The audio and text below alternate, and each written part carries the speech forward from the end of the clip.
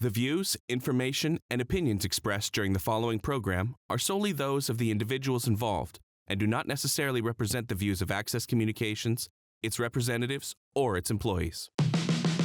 Welcome to Planting Seeds, Philanthropy in Saskatchewan, a show where we aim to connect you to the donors and charities making an impact across the prairies. I'm your host, Victor Roman Morrow, with the South Sask Community Foundation. I hope you enjoy the show.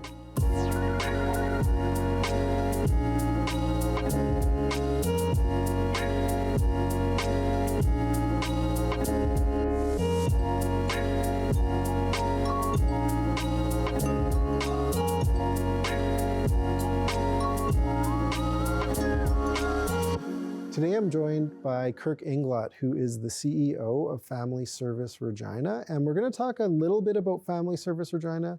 They do a lot, so we're really going to hone in. There's a really interesting project called, I'll leave it for you to give the details of, but I just want to welcome Kirk to the show. I'm really excited about the initiatives we're going to hear about today, and I think we're going to learn a lot of interesting ways that the nonprofit sector can kind of communicate and collaborate in really efficient and strong ways to better serve community members. So welcome to the show, Kirk.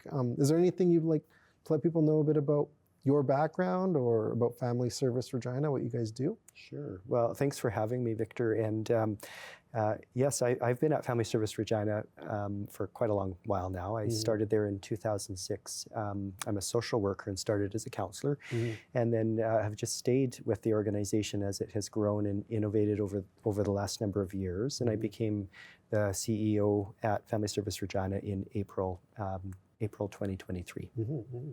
And we're a multi-service organization that supports individuals, adults, and families, children and youth, the whole family, as well as people who are individuals.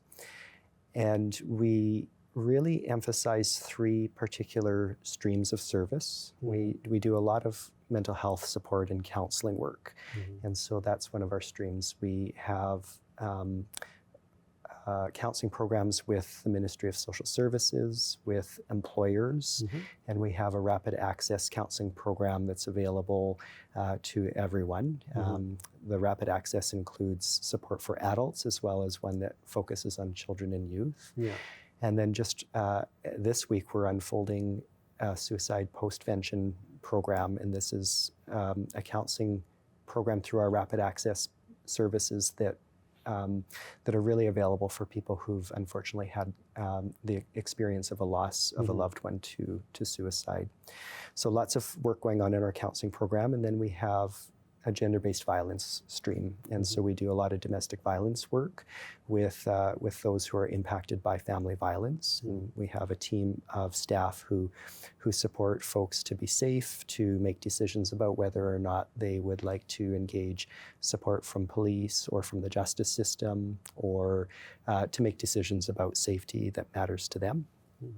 And then we have a community outreach stream that includes a young parent program where we hang out at the Shirley Schneider Support Center with having two staff there that work with young moms to support them to graduate high school. So we do transportation support, housing support, we do prenatal and perinatal support, health support, and so that's a really important program. And then in our community outreach stream, we also have two social workers at the Central Library in downtown Regina to support folks who are at the library needing some social support or some help and guidance to find housing or to find income security programs or other sorts of needs. And then we have our Community Connect Regina project, which is part of that stream. First, Community Connect is going to be something I think we're going to talk a lot about. But kind of before we get there, I just have you listed an incredible amount of services, and it really is. I think that's when we talked about, what to talk about today. We could spend hours going into details with all of those. But there was one thing though I remember when we talked late last year, I believe it was, and there's all these services that, unfortunately there's a need for. Fortunately, though, we have organizations like yours and other organizations that can help families and individuals in need. How have you seen that need change or increase in the last few years? We sure feel a lot of pressure to respond to increasing community need. The types of experiences people are navigating are becoming increasingly complex, and so we see that especially in our domestic violence programs, where the number of referrals we're receiving is growing, and the experiences people are navigating are trickier and perhaps more dangerous. There's, as I know you're aware, there's a growing kind of challenge relating to substance abuse and the drug crisis in Regina. Housing is really hard to secure. Adequate and safe and affordable housing is hard. Food security with the rise of cost of living is really challenging. And so we're really seeing that show up in the needs that we're attempting to support. We have about 7,000 referrals a year, and so we have a lot of folks that turn to us, and a lot of partnerships to make sure that we can be as useful as possible to folks who might need us. It's interesting, the points that you listed, and I don't know if you intentionally did this, but our foundation has, it's actually a new report as of 2023. It's our Vital Signs report, which is intended to take kind of the pulse of the challenges that our community is facing. And actually the website for that is growingfuturesreport.ca if anybody's interested in taking a peek or taking a deep dive. But it's listing, and this is what we're hearing from the charitable sector and research, is that it is people struggling with, mortgages went up, I think it was over $4,000 over the span, like on average over the span of a couple of years, as well as groceries increasing by up to $1,000 per year. So, families that don't have a lot of disposable income suddenly might be in situations where they actually don't have enough money to cover the basics. And when you talk about that food security, the mental health stresses, the struggle to choose between paying for food and shelter, it's very real. So, those needs are going up, but I think the Community Connect Regina project, when I heard about it, it really felt like a bit of hope in a way, because it was looking at, there are strains, there's a need for more capacity, and there's efficient ways to do it. So maybe can you let the audience know a bit about what is Community Connect Regina and how is it helping to address these issues in a innovative way, I guess? Yeah, before jumping into what is Community Connect Regina, I think I would start by introducing the idea that as part of that complexity that we were just speaking of, what Family Service Regina has really discovered is that when things are complex and when things are challenging, that's a time to really collaborate. It's a time to really join together and work together with other strategic partners, because no one not-for-profit organization can manage all of these complexities on their own. And so we need lots of stakeholders around the table, we need innovative thinking, and we need creativity. And so Community Connect Regina was really inspired by those sorts of principles. And what Community Connect Regina is a way of developing a partnership across multiple service providers to do a better job at helping our community understand what services are available and how to find and book into those services. So what we did was we created a website called Community Connect Regina, and that website is connected to a network building platform. It's some software that we have purchased, and what that software helps us do is to make it available and possible for people to self-navigate to a service and push a book now button and choose a time in their schedule with the service that's most important to them and get it booked right there on the spot.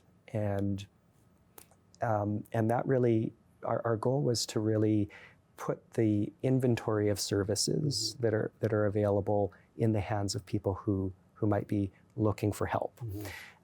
What has been a challenge over years is that people, in order to navigate to services, they might call they might call Family Service Regina, and then we might say, oh, well, we don't have employment counseling, but you know what, Regina Work Preparation Center does, so here's their number, give them a call.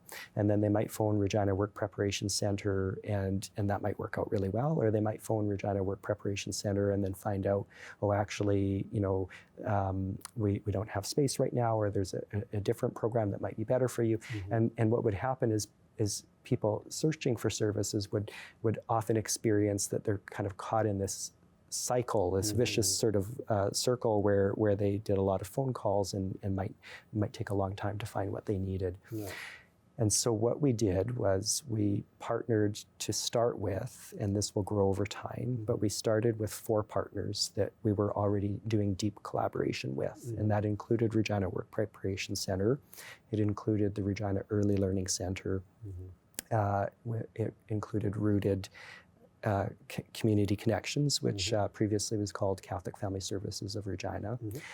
And then Family Service Regina has put services in. And so between these initial 4 partners, we had employment counseling and virtual reality programs that are run by Regina Work Preparation Center. We have perinatal mental health and perinatal mental health groups available through the Early Learning Center and the Saskatchewan Perinatal Mental Health Network. We have young parent program access and rapid access counseling available both with Family Service Regina and Rooted. Yeah. And we have our library outreach workers included there.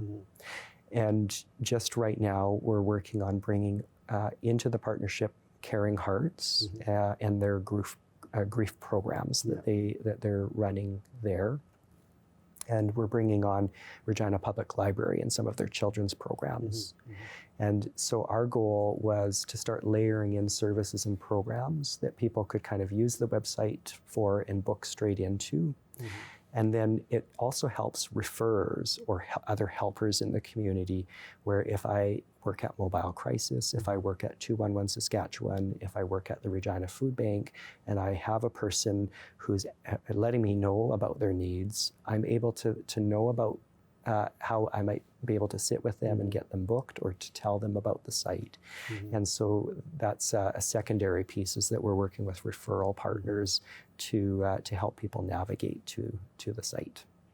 Yeah, and it's I know really everything you just said, I've heard it multiple times from multiple organizations and heard so many stories of that kind of, I don't even know what the right word would be. It almost just feels like a maze that people are being sent on and they don't know where, which one isn't a dead end. Yeah. And the reality is, you know, the charitable sector is, I don't want to say at capacity or over capacity, but like more capacity is needed. And I think that can universally be said across the board. You know, unfortunately, we're in a time where needs are higher and capacity of places aren't, well, the funding gaps exist. There's more funding needed in the charitable sector than exists. And that's shown time and time again with different sources of research. And part of that, though, was also understanding how to be efficient and how to better use the resources we have. So it's nice for me to know that, you know, the more people that are engaged with this platform and platforms like it, that, you know, it is that family member that maybe they're the one in crisis, or maybe their child is in a moment of crisis, and they're trying to figure out the best thing to do. The amount of courage it can take to make that first phone call can be a lot. So to have that turn into a second call, that's then a third call, that's then maybe a fourth call, at some point you're gonna lose that person potentially, and they're not gonna get the essential help they need.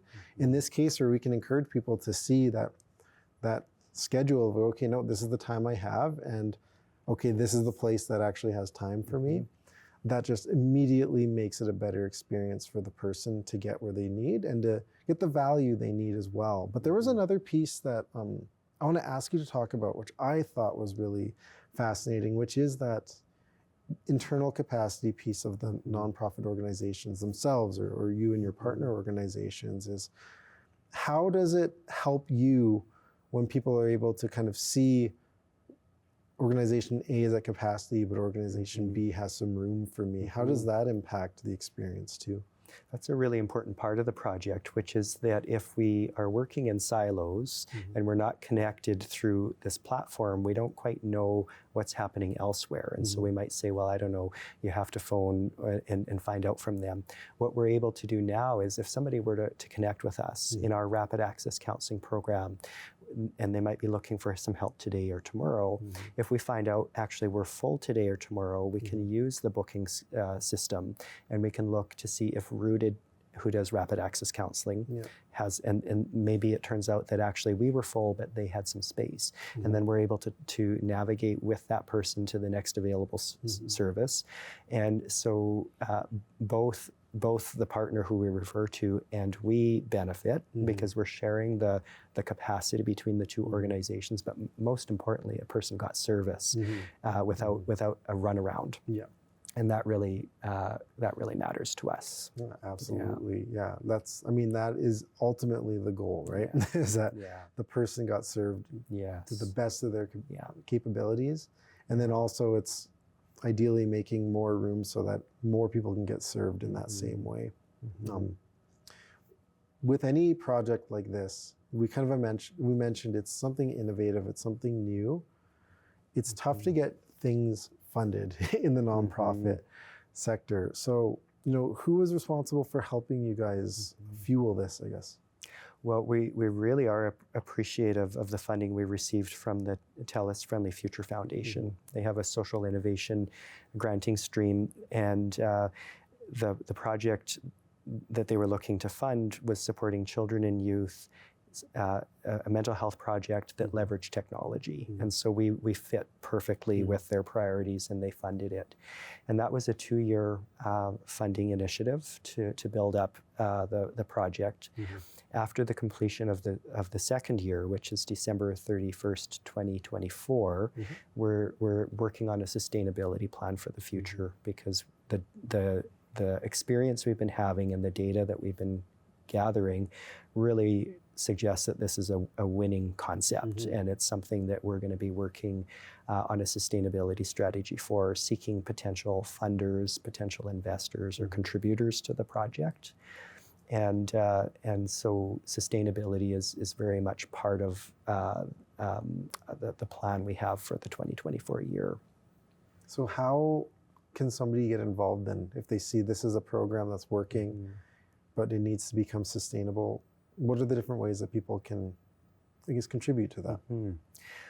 So one of the things that we've shaped into the project is that Family Service Regina is sort of the backbone organization and the project host.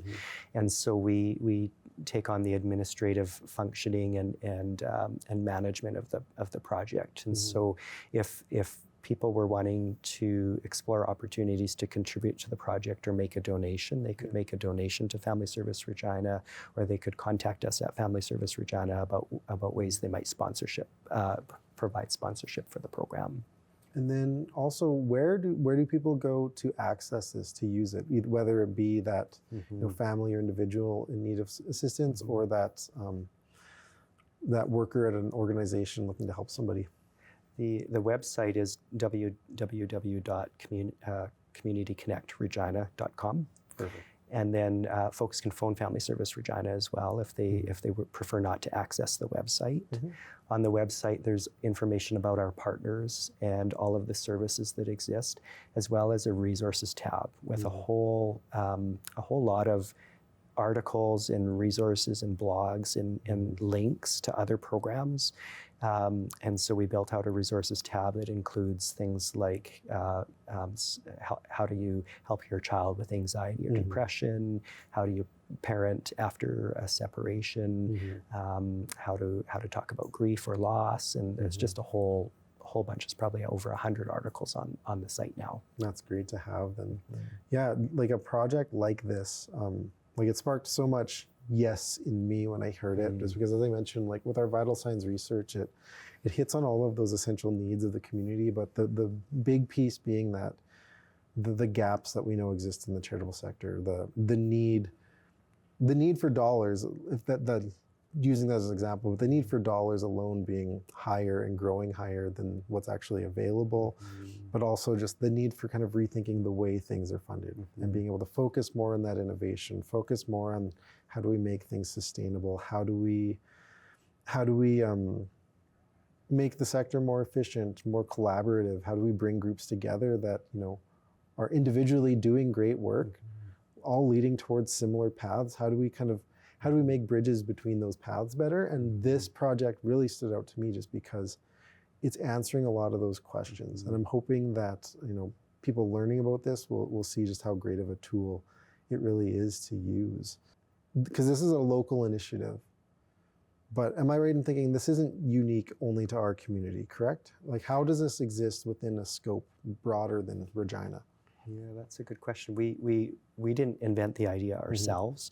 We were really inspired by a family service partner in Calgary. They're called Kindred, and they built a project called Community Connect YYC. And so we engaged them in building the Regina project. And so we see initiatives like this popping up across different regions. And we have lots of aspiration for Community Connect Regina to build on some of those things you just said around deepening and expanding collaboration. And I've been meeting with our team around some ideas to really, in 2024, create some events and engaging our community-based sector even more broadly in a conversation around collaboration and transformation within the sector to make sure that folks know what's available, first of all, and they know how to find it, and really placing people who are trying to access service at the center of everything we do. And I know all of our partners are very interested in making sure that happens.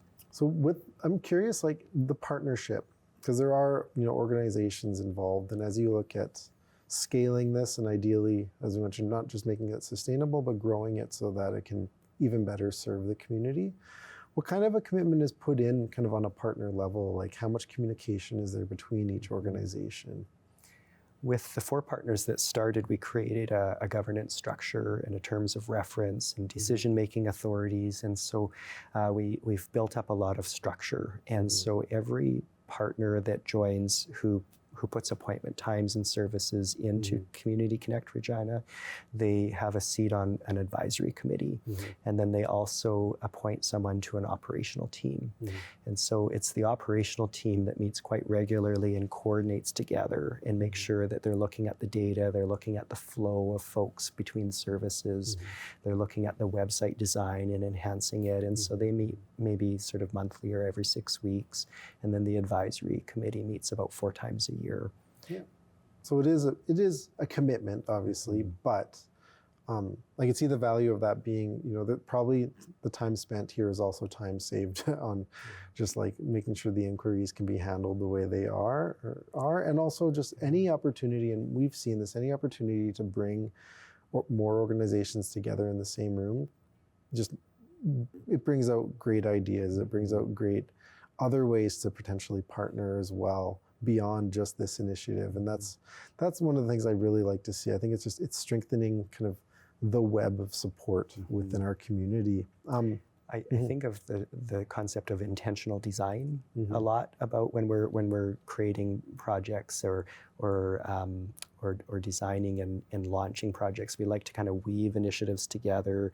We like things to kind of build one thing to build on the next thing, and so it's some of the most exciting work that we're doing at Family Service Regina. Absolutely. And is there anything else with Family Service Regina? I mean, there's a lot of things going on. Is there anything else kind of coming up that you'd want to talk about? Any events, any new initiatives beyond Community Connect Regina, or is this kind of one of the big focuses? One of the events that we're really beginning to promote is our annual fundraiser. And so each year Family Service Regina hosts an event called Jukebox Mania.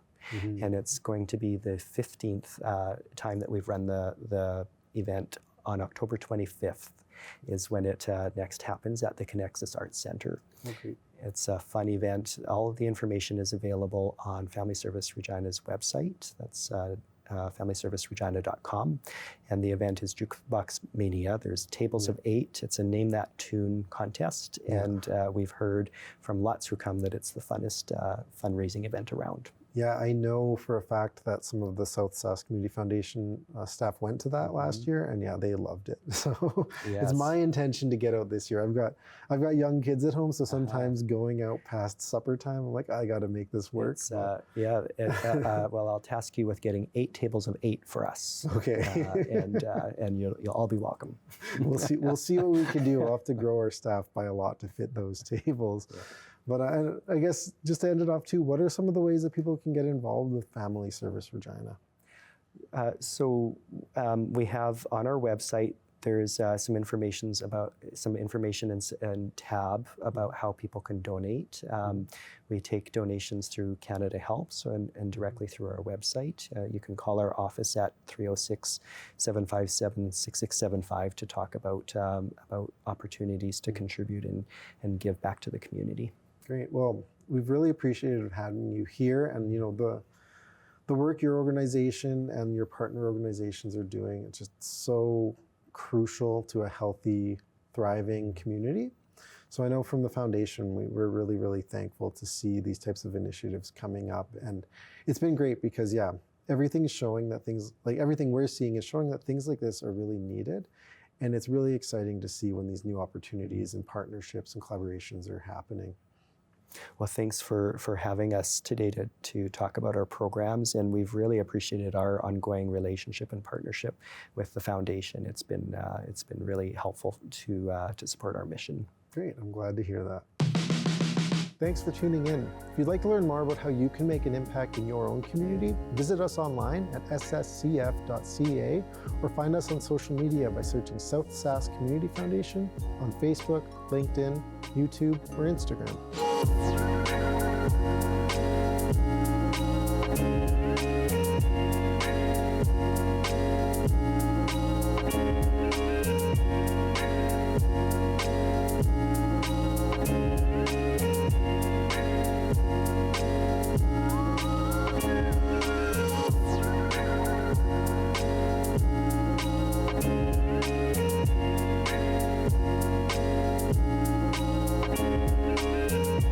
If you'd like to share your feedback on the program you just watched, contact us today.